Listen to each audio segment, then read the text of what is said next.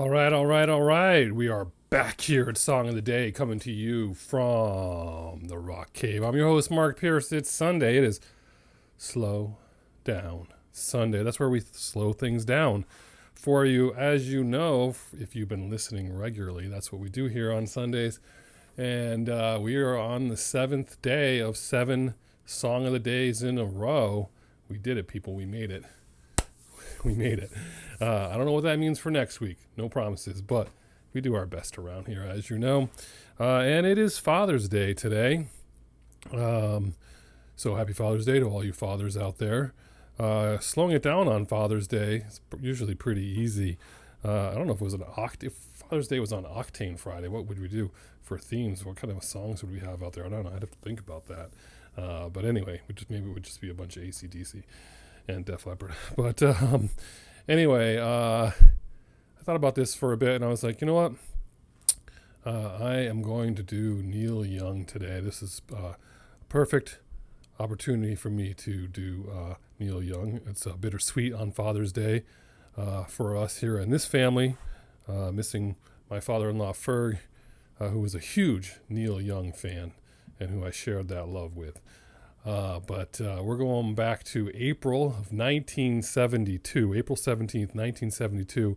Neil Young, 27 years old, releases a single from his album Harvest, released in February, just a few months prior to 1972.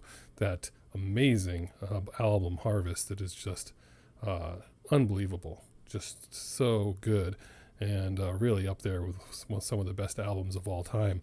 That went to number 4 in Canada. Of course, he's Canadian, and number 31 in the United States. But the legacy of that album is much, much more than that.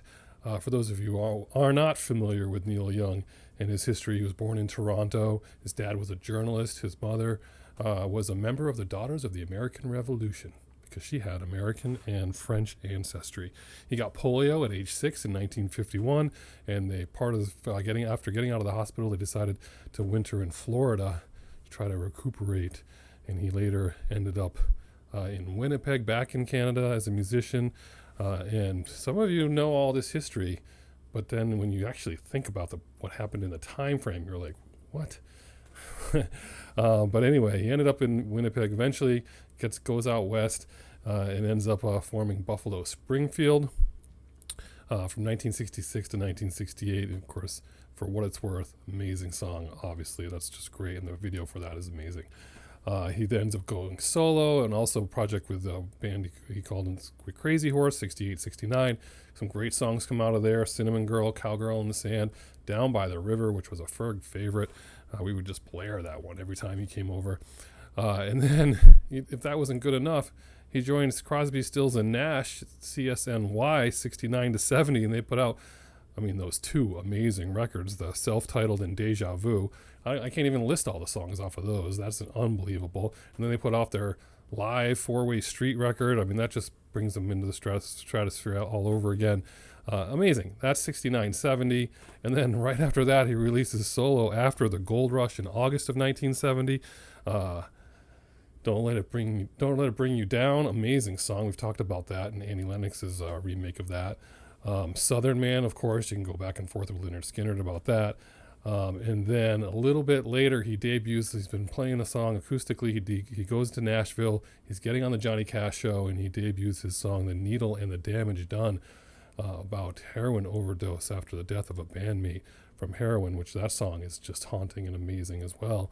At that Johnny Cash show in Nashville, someone says to him, hey, you want to do some recordings with some session musicians? You want to come over to my studio and just kind of see what we've got? And he says, sure.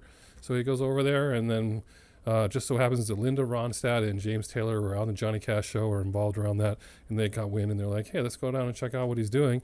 And next thing you know, they're recording songs, and they're songs that he's been playing live. He's been doing an acoustic live tour and debuting songs, and you can see those recordings on the BBC network. You can get that on YouTube now. I'm going to post some of those below, because when I first saw those, I was like, what is going on here? This is amazing. Why wasn't this ever released? But then he's playing these, and then they start to realize that they really have something good going here, and they were going to release this as a live album, but the producer said, no, we got to do a regular album. So that's what they do. They end up recording a formal album, and that becomes Harvest.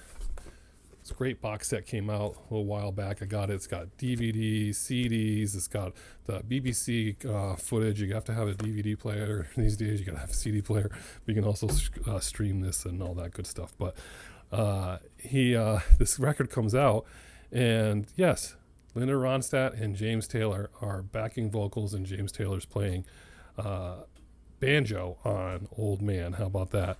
It also has David Crosby, Graham Nash on it. It's crazy, right? The London Symphony Orchestra, or were they just in Nashville that day? They're on 2 tracks. Anyway, some great songs on here. I mean, where do you start with Harvest?